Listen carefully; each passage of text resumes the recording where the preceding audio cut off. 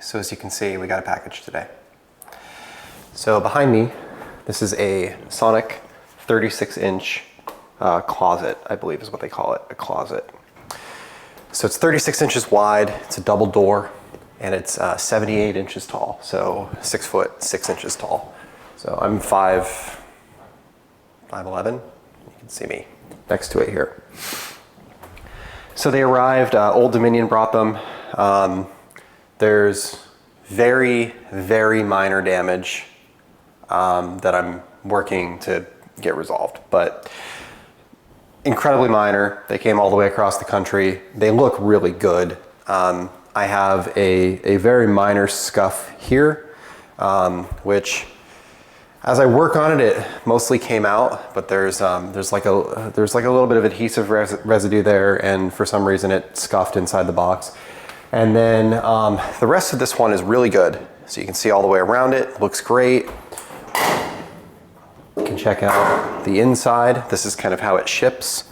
So we can see all the parts and stuff in the bottom here, and I'll kind of go over what's there. And I received 2 of these. Here's the other one. And this one has one very small ding right here. So I'm just gonna get my paintless dent removal guy to pop that out. But other than that, they're perfect. So these 2 cabinets shipped to my house. I'm in California, they come out of Alabama. It's about $4,200. $300 of that was tax, $750 of it was shipping, the rest of it was the product itself. I am a Hex Plus member, so I get 10% off of all of the products. So looking at the cabinet itself, you can see here with no doors on it, I popped the doors off so that I could get it moved in here by myself. And here it is kind of empty. So you can see at the bottom, this is a static shelf. There's a liner that's sitting here on top of it. And then up here, this is also a static welded in shelf. The rest of the shelves are adjustable, and the rest of the hardware is there in the bag. So what do you get when you order one of these? Well, you get a bag full of these adjusters, which are pretty trick. They actually like slide in these keyholes and they lock the shelves into place. You get a couple of bolts, which are responsible for connecting the skirting to the outside. So the skirting pieces are right here on the floor. You can see the 2 sides and the front that are there. So once you get the feet leveled, that's your skirting. And then we also receive 4 more shelves. So these are adjustable shelves with their own liners. So really, these units have 6 shelves. They have the bottom one, which is fixed, and they have a top one that is fixed. And then these are all adjustable, 1, 2, 3, 4 adjustable shelves. So the first thing that you want to do, get it in a position where you want it to be, and then you want to level the feet. So I already did that on this one, but I'll show you how it works. So basically there are 4 feet on the corners, and you can see they're like these pivoting, they're like a McMaster car style foot. So there's 4 of them here, and they have a 14mm nut on the bottom of them, and you can adjust them. So what I normally do is I put the level front to back here, front to back here, and side to side here. And I determine what is my highest position currently. Because with the feet all the way in, you're kind of sitting on these metal, the metal feet. So I figure out what was my highest corner. So my highest corner was that back corner. And then from there, I bring that foot out just enough so that it touches the ground. And then all of these I raise to make it level. So because my garage slopes this way, that means that this is going to be the highest foot, because it slopes kind of towards the door and also towards the middle of the garage. So when we look, you can kind of see the gap that I have here versus the gap that I have here versus that one that's actually touching in the back. And that gives me a level position, which means that my doors are going to open and close and everything else. One thing that's really nice about these, even if they're not level, your doors are still going to open and close pretty well. I mean, even in my driveway, they open and close pretty well when they're just sitting there on the ground, because there isn't flex. Like these Cobalt cabinets have a lot of flex to them from the joints and the way that they're connected together. And you can see even like right now, I can't close this door without lifting up on it because it's not leveled.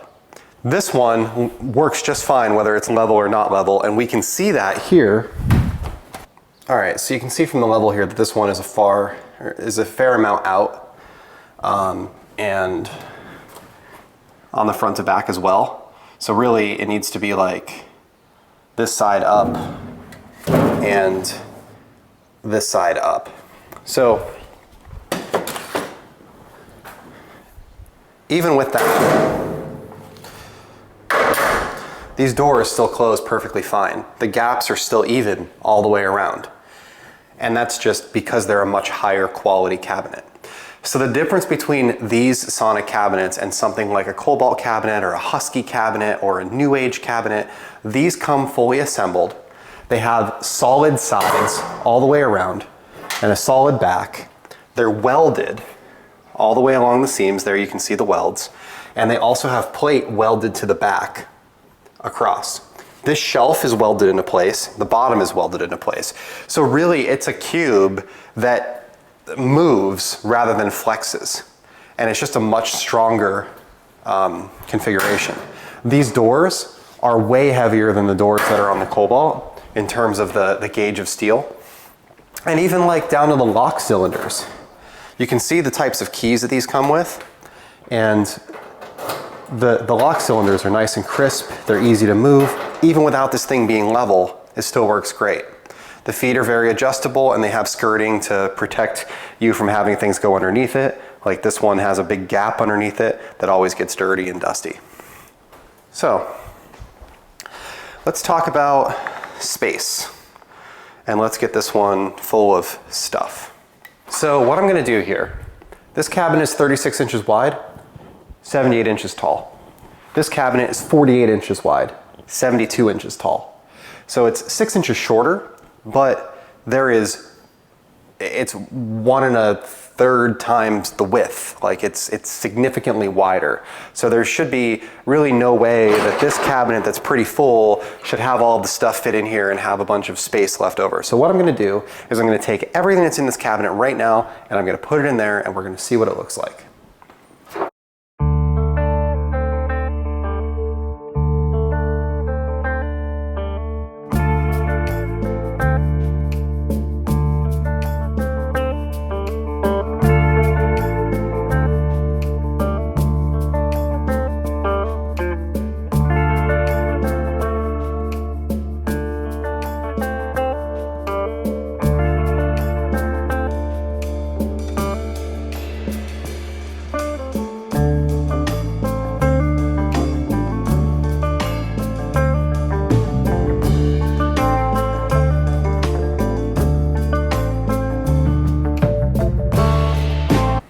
All right, so here's what we're looking at with some rags moved in.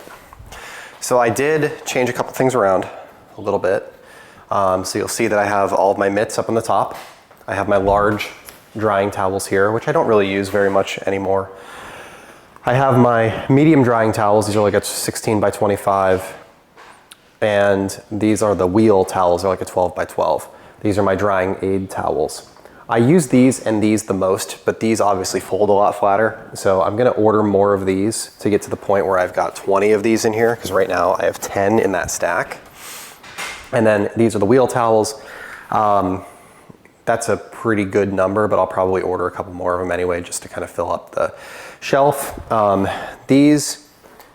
I'm thinking through it. This is washing, drying aid. This is a waterless wash towel. This is an interior scrubber, so it's kind of like for really dirty interior things. And that should actually probably be there, like that. This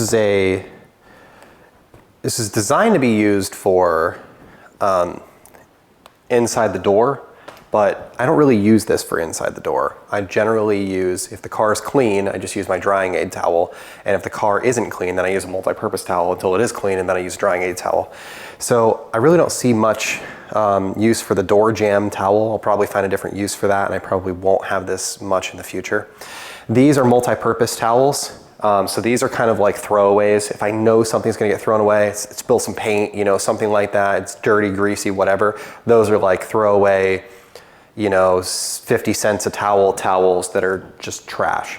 These are a little bit nicer, but they're still kind of throwaway towels. So I use these for dirtier jobs that eventually, you know, like if I came in here and I was gonna clean off all of my countertops and all of my cabinets and, you know, I've got some cleaner, I would spray the cleaner, I would use these, and then when I was done, these would go in the hamper and they would get washed and be used for like household cleaning stuff. These really don't get used on cars more than if they're brand new, sure. Otherwise, no. And these just really never get used on cars, or if they do get used on cars, it's for really greasy, messy things and they get thrown out when they're done. So generally, these go in the trash, these go inside to be used for something else. And these are exactly the same towels. These are the car wash towel from the rag company. I just have a couple different colors so that I can kind of tell apart which are my newest ones and which are my oldest ones. Down here I have glass, I have leather, I have interior that's not leather. So dash, you know, stuff like that. That is like an interior scrub mitt. These are polish. So these are both like a low pile. They're actually the same. These are a low pile towel. These are a low pile towel. They're the same towel. They're just different colors. Again, I just ordered some more stock from Rag Company and I switched the colors so I could tell which are the old ones and which are the new ones. Obviously over time these kind of get dingy. And then these are like the combination high pile, low pile polishing towels, so that one side's high pile and one side's low pile. And then these are for polishing metal. So these are the mini minor polishing towels. So as we can see, having the extra shelves really allows me to make better use of the space than what I'm used to with, you know, the old cabinet. So the only things that are not in this cabinet right now are the things that were hung on the door, like these little brushes and different things. So I'm gonna figure out a place for them so that, you know, this makes a little bit more sense. But for now, I think that this situation works out a lot better. One thing that I am noticing about this cabinet though is that it's deeper. So this cabinet was, yeah. So this is about, I don't know, 6 inches deeper than the old cabinet was in terms of usable space. So I end up with space behind these and space behind these, for example, like these shallower pieces. And then also I have space here. So I'm thinking that it might make sense to do something like turn these on their side and do 2 stacks of certain types of towels, which would enable me to end up with a little bit better use of space. And I could just kind of go deep with these instead of do 2 rows side by side. Some of these I'm kind of favoring the front and there's a gap behind them, and that's because, you know, the shelves are deep, but they're not, you know, I don't have them set very tall.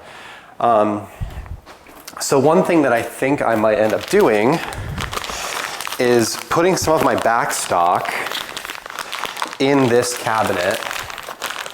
So like GSF, for example, there's a gallon of GSF and that can go back there in the corner behind these.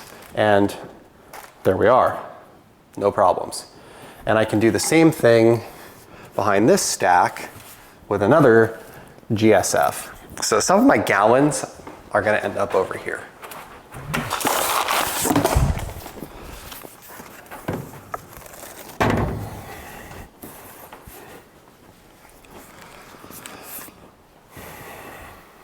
So there we are, another gallon of GSF. So we'll get 10 more of these drying towels. They'll be able to fit here easily. I'll get some more of these wheel towels. They'll be able to fit here easily. Over time, I kind of work through these. I use these for like crappier, dirtier cars or larger vehicles. So these ones I use for like large SUVs. These ones I'm using for like the kids' cars and other things that I might be cleaning for the first time. And I don't want to pick up some stuff with these. So let's talk about what makes these better than, you know, something like this Cobalt here that's a third of the price.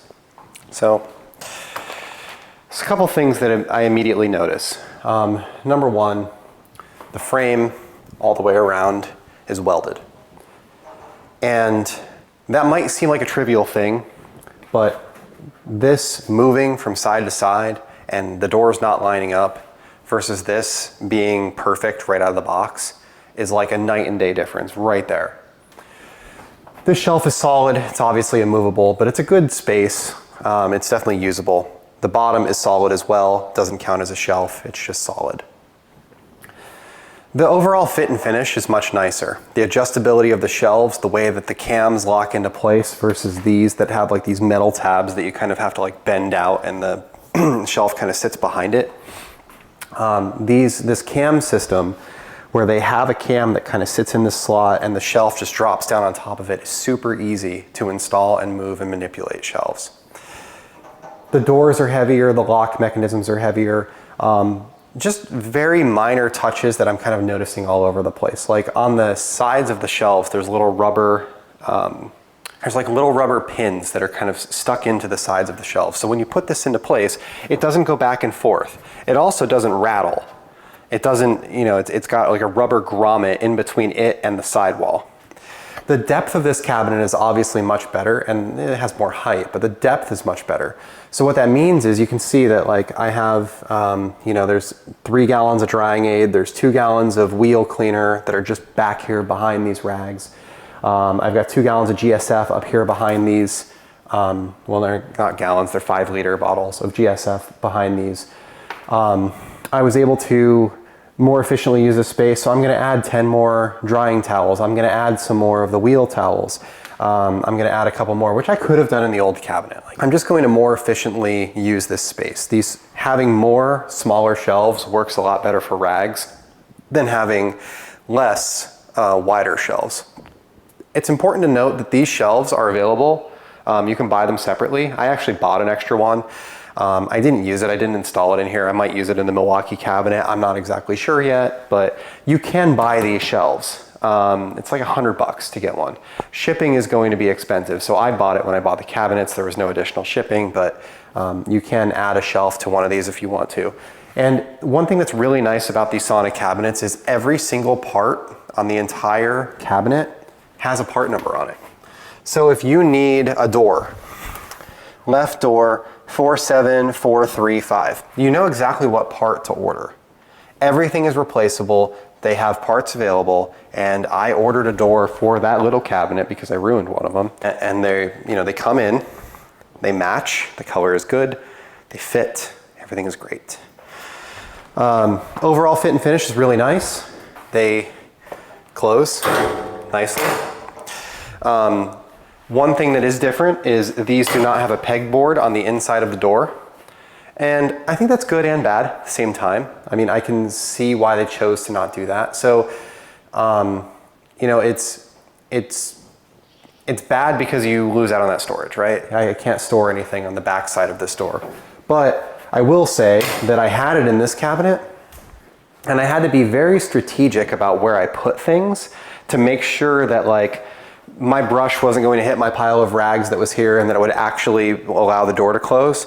And then the bottom of both of my doors, I have rust because I was hanging brushes there and the brushes drip. So I end up with rust in the bottom of my doors because there's like a pocket there that the water gets stuck in, and you know, that's not great.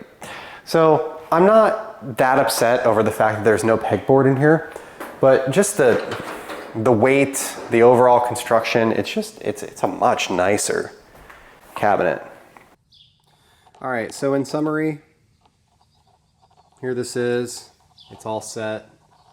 It looks great. I'm honestly really happy with the cabinets, with the quality.